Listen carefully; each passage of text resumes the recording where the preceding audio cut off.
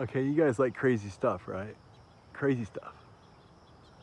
What do you see happening here with my neighbor's Washingtonia palm?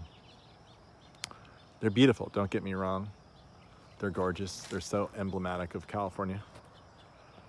I mean, just look at that. It's got to put you in a good mood, right?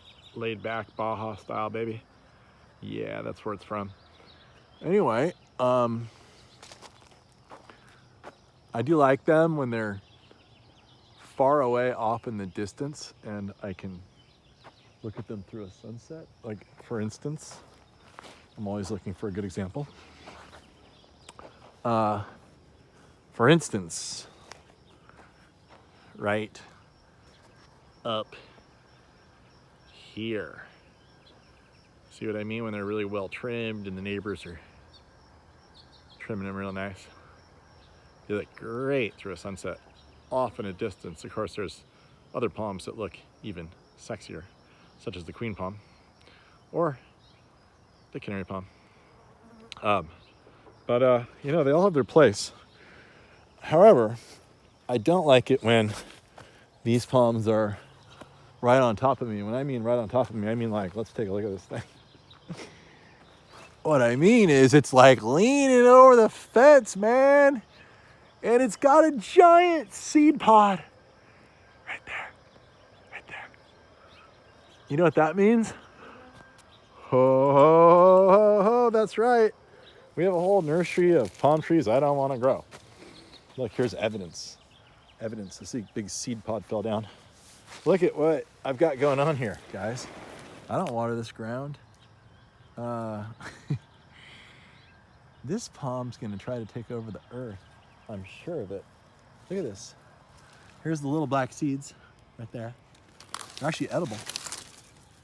Let's try one. Just for you.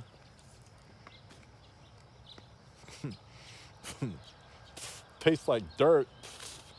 Maybe that's because it was served on top of dirt. Let's try one more. That one got away. You know, the one that got away? That was that one. Okay. Bugs. They're probably better ripe off the tree because I'm not seeing anything really succulently delicious. But they are edible. The endocarp. Let's try it. Yeah. You've got to be pretty desperate. Anyway, birds are desperate and they seem to do a good job. But I think if actually the fruit is ripe, it's actually pretty good. I've had the native California painted palm. There's no reason why this one would be different. When it's ripe, it's pretty good. So what do we have here? We have my silt basin, right?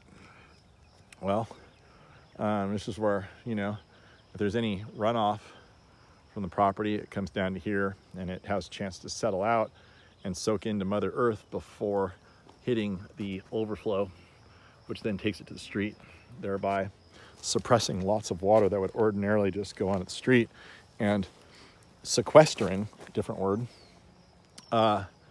lots of silt that otherwise would likewise make it to the street. So, trying to be a good neighbor. This place was here long before all these houses. In fact, all these houses were basically subdivisions of this original property. So, drainage hasn't done anything different over the millennia. It's not millennia, maybe 70 years. But anyway, back to the point. You guys like stuff that's freaky and crazy, right? Let's get to that. Look here. Looky here. Look, here's another invasive thing from Asia. It's Colateria bipinnata or paniculata. I'm not sure which. But anyway, it's just sprouting everywhere. It's a big giant tree. You got to kill these things. But look at this remarkable situation here with this clay. When you pull it up, what do you see? Let's pull it up and then we'll see. Look at this. Look at this. Those are thousands and thousands and thousands everywhere you look of Mexican fan palms, Washingtonia robusta. Everywhere you look, they're coming up. It's just crazy. Look at that. So anyway, I guess the point is maybe this is not the best palm to plant. Plant a Guadalupe palm, guys. We sell tons of Guadalupe palms. And they're even prettier, they're easy to take care of, and they're not nearly as invasive as this. So keep that in mind. If you're wondering why, well, I haven't had hot water. I like to shave with hot water. And the propane guys, like, didn't turn our gas on after they filled the tank, and they couldn't come back for 14 days. So they came back today, so I get a shower tonight. Finally, no more showering in the swimming pool. One thing I did notice over here, it's kind of fun though, these Washingtonians, they do provide quite a bit of habitat for things, and there's some good things to say about them. Look, orioles nest in these trees, and this is the fiber from the actual tree. So it makes for a really beautiful nest. Maybe I'll bring that inside. Obviously fell out of the tree. I'm not sure. Is that a little mini nest a little baby bird tried to make? Like, mommy, look, I made a little mini nest just like your nest. Maybe that's what happened here, or it just kind of belongs in the center. I can reform that. That's a lot of work, so I don't want that to go to waste. I'll bring it inside, and yeah, you know, there you go. That's all I have to say on Washingtonian at the moment. Look over here. So if you don't pull those things out or kill them by other means, that's what you end up with all over the place.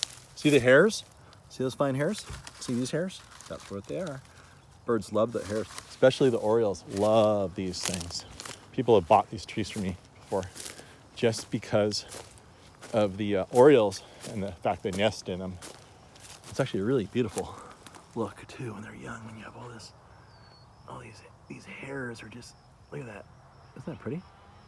All right, so I'll let you stare at that for a while until you fall asleep. Good night.